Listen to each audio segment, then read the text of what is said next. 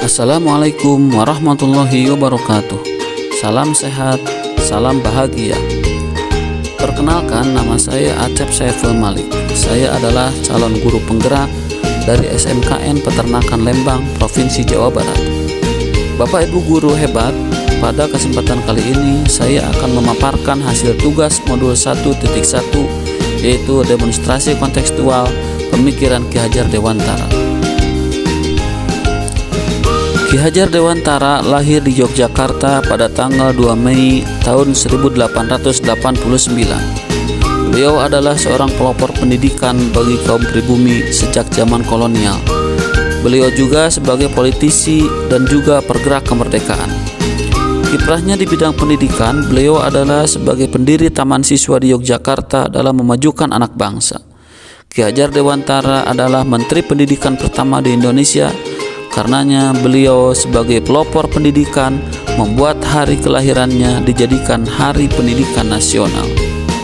Buah pemikiran Ki Hajar Dewantara diantaranya adalah mengenai pendidikan dan pengajaran. Pendidikan memberi tuntunan terhadap segala kekuatan kodrat yang dimiliki anak agar mereka dapat mencapai keselamatan dan kebahagiaan yang setinggi-tingginya. Sedangkan pengajaran merupakan proses pendidikan dalam memberi ilmu atau berfaedah untuk kecakapan hidup anak secara lahir dan batin. Dalam hal ini, pendidik memiliki dua tugas pokok, yaitu mendidik dan mengajar. Mendidik adalah membentuk karakter peserta didik agar memiliki budi pekerti yang lebih mulia, sedangkan mengajar merupakan proses transfer ilmu dari pendidik kepada peserta didik yang asalnya peserta didik tidak tahu menjadi tahu, atau yang asalnya tidak kompeten menjadi kompeten. Menurut pemikiran Ki Hajar Dewantara juga menjelaskan bahwa pendidikan harus sesuai dengan kodrat keadaan anak, yaitu kodrat alam dan kodrat zaman. Maksud pendidikan itu adalah menuntun segala kekuatan kodrat yang ada pada peserta didik agar mereka dapat mencapai keselamatan dan kebahagiaan yang setinggi-tingginya, baik sebagai manusia maupun sebagai anggota masyarakat. Kodrat alam berkaitan dengan sifat dan bentuk lingkungan di mana anak berada. Artinya, setiap anak sudah membawa sifat atau karakter masing-masing. Jadi, pendidik tidak bisa menghapus sifat dasar tersebut. Kodrat alam yang dimaksud adalah bahwa pendidikan harus sesuai dengan tempat tinggal dan kearifan lokal peserta didik, sehingga peserta didik dapat mengenali, melestarikan, dan mengembangkan kebudayaannya.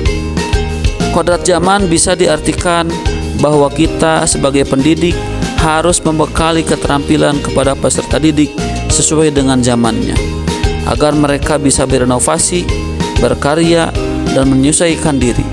Dengan kata lain, pendidikan harus sesuai dengan kemajuan zaman, namun tetap mengedepankan kearifan lokal. Kodrat zaman diartikan perubahan dari waktu ke waktu. Pendidik membekali keterampilan kepada siswa sesuai dengan zamannya agar mereka bisa hidup, berkarya, dan menyesuaikan diri. Dalam konteks pembelajaran sekarang, pendidik harus lebih mengenal teknologi agar menyesuaikan dengan kondisi. Proses pembelajaran hendaknya menyesuaikan berbagai diferensiasi yang ada, baik gaya belajar, gaya berpikir, minat, bakat, dan sebagainya. Seyogyanya, pendidik mampu menyesuaikan penggunaan pendekatan, strategi, model, teknik pembelajaran, media yang mampu melayani berbagai gaya belajar, baik audio, visual, dan kinestetik, serta menyesuaikan dengan kearifan budaya lokal apa yang dibutuhkan masyarakat, sehingga akan terbentuk manusia Indonesia yang merdeka, mandiri, inisiatif, berpikir, kreatif, berinovasi, berkarya, serta berbudi pekerti luhur. Dari sinilah para guru hebat melahirkan anak bangsa yang dahsyat. Dasar-dasar pendidikan yang menuntun menurut Ki Hajar Dewantara. Yang pertama adalah peran pendidik diibaratkan seorang petani atau tukang kebun yang tugasnya merawat beragam tanaman sesuai kebutuhannya agar tumbuh dan berbuah dengan baik. Tentu saja perbedaan jenis tanaman akan berbeda perlakuannya. Artinya bahwa seorang pendidik harus bisa melayani segala bentuk kebutuhan metode belajar siswa yang berbeda-beda atau berorientasi pada anak. Dalam menuntun laku dan pertumbuhan kodrat anak, Ki Hajar Dewantara mengibaratkan peran pendidik sebagai seorang petani atau tukang kebun. Anak-anak itu seperti biji tumbuhan yang disemai dan ditanam oleh petani atau tukang kebun di lahan yang telah disediakan. Anak-anak itu bagaikan benih-benih jagung yang ditanam.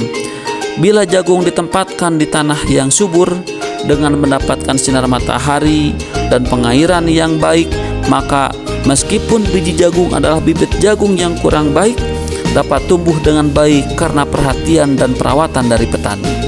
Demikian sebaliknya, meskipun biji jagung itu disemai adalah bibit berkualitas baik, namun tumbuh di lahan yang gersang dan tidak mendapatkan pengairan dan cahaya matahari serta tangan dingin petani, maka biji jagung itu mungkin tumbuh namun tidak akan optimal. Yang kedua, anak diberikan kebebasan, tetapi pendidik sebagai pamong memberikan arahan agar peserta didik tidak kehilangan arah dan membahayakan dirinya. Pendidik seyogyanya memberikan kebebasan kepada peserta didiknya untuk mengembangkan ide, berpikir kreatif, mengembangkan bakat atau minat siswa. Tapi kebebasan itu bukan berarti kebebasan mutlak, perlu tuntunan dan arahan dari pendidik supaya anak tidak kehilangan arah dan membahayakan dirinya. Dalam hal ini, pendidik tetap mengawasi proses belajar peserta didik. Yang ketiga, pendidik harus terbuka dan tetap waspada terhadap perubahan yang terjadi. Dalam hal ini, pendidik harus mengeksplor kemampuannya agar dapat mengajar dan mendidik sesuai dengan kemajuan zaman. Yang keempat, pendidikan bertujuan untuk menuntun anak untuk menebalkan garis samar-samar agar dapat memperbaiki lakunya untuk menjadi manusia seutuhnya. Jadi, anak bukanlah kertas kosong yang bisa digambar sesuai keinginan orang dewasa. Pemikiran Ki Hajar Dewantara selanjutnya adalah pembelajaran berpusat pada anak. Pendidik memfasilitasi agar anak dapat belajar dengan aman, nyaman, berharga, dan dipahami agar tumbuh motivasi dan kesadaran untuk belajar.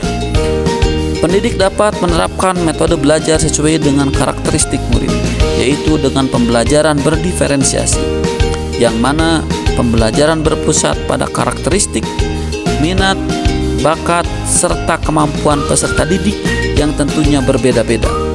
Dalam proses pembelajaran, pendidik hendaknya dapat menuntun peserta didik mendapatkan keselamatan dan kebahagiaan dengan cara menghamba pada anak. Pendidikan yang menghamba pada anak menekankan pada minat, kebutuhan, dan kemampuan individu, menghadirkan model dan metode belajar yang menggali motivasi untuk membangun kebiasaan anak menjadi pembelajar sejati. Selalu ingin tahu terhadap informasi dan pengetahuan, suka dan senang membaca. Pembelajaran seperti ini sekaligus dapat mengembangkan karakter anak sesuai dengan profil pelajar Pancasila. Selanjutnya adalah budi pekerti. Budi pekerti, watak atau karakter merupakan hasil dari bersatunya gerak, pikiran, perasaan, dan kehendak atau kemauan sehingga menimbulkan tenaga.